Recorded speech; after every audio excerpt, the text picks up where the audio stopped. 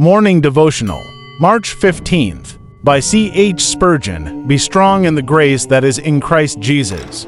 2 Timothy chapter to verse 1. Christ has grace without measure in himself, but he hath not retained it for himself. As the reservoir empties itself into the pipes, so hath Christ emptied out his grace for his people. Of his fulness have all we received, and grace for grace. He seems only to have in order to dispense to us. He stands like the fountain, always flowing, but only running in order to supply the empty pitchers and the thirsty lips which draw nigh unto it. Like a tree, he bears sweet fruit, not to hang on boughs, but to be gathered by those who need. Grace, whether its work be to pardon, to cleanse, to preserve, to strengthen, to enlighten, to quicken, or to restore, is ever to be had from him freely and without price.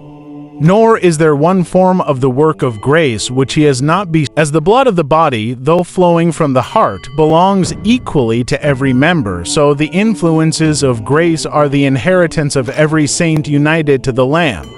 And herein there is a sweet communion between Christ and his church, inasmuch as they both receive the same grace. Christ is the head upon which the oil is first poured.